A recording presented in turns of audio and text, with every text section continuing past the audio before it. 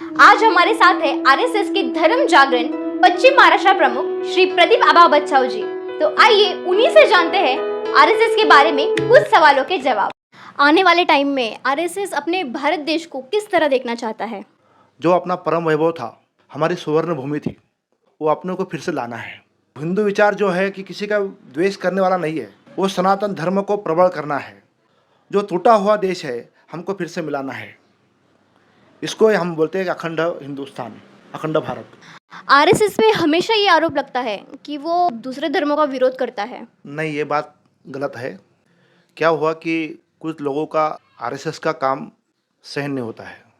उन्होंने शुरू से ही ऐसा सोच किया था कि जब देश में आरएसएस फैल जाएंगी तो अपने को घर पे जाना पड़ेगा।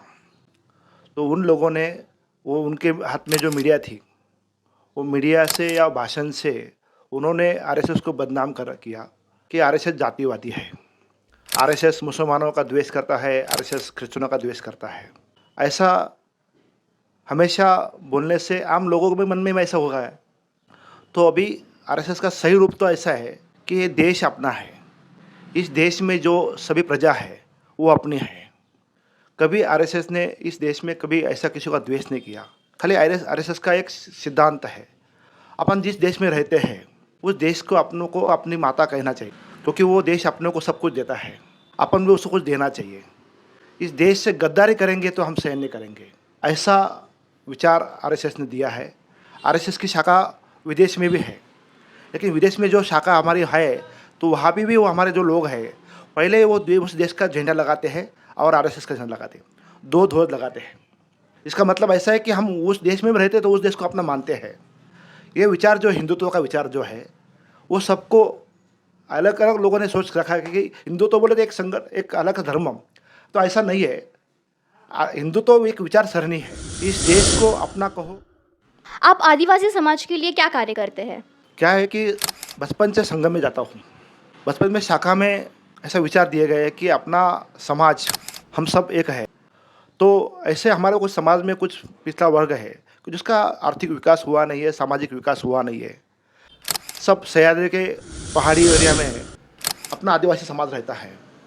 मैं ऐसा देखा था कि वहाँ पे आरोग्य की कोई सुविधा नहीं है, तो हमने ज़रा संघ की मदद से, जन कल्याण की मदद से हमने 150 गाँव में 150 आरोग्य रक्षक का नियुक्त किया।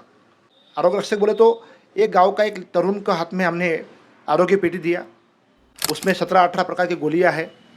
उसने गांव में जो अपना गरीब लोग हैं उनको वो गोली देना है और मुफ्त देना है। ऐसा हमने 150 गाँवों में ये सब व्यवस्था की है। बाद में मैंने सोचा कि इस लोगों को ऑपरेशन की जब ज़रूरत पड़ती है तो पैसा नहीं है, फिर वो मरना पसंद करते हैं, तो ऐसा होना नहीं चाहिए। इसलिए मैंने डॉक्टरों से अपील किया था कि आप प्रैक्टिस करते हो, पैसा कमाते हो, लेकिन आपके प्रैक्टिस में अगर साल में 10 ऑपरेशन आप बिना मूल्य कर दे तो आपको एक आत्मिक समाधान मिलेगा। ऐसा उनको भाव दिया और उन्होंने भी वो तैयार हो गए। तो उस बहाने से हमने गत 20 साल में 5,500 क्या लोगों को जो मरने वाला था उसको जीवन दान दिया, ऑपरेशन किया। इस सोच के से मैंने 20 साल से मैंने उधर अपना जीवन समर्पित कर दिया। रात दिन मैं उनके सेवा में जुटा रहा और मुझे गर्व है कि मैं संघ के संस्कार लेकर जो काम किया, आज मैं गर्व से कहता हूँ कि 12 तहसील में प्रदीप आबा बच्छाव छोटे बच्चे को भी नाम मालूम हो गया है।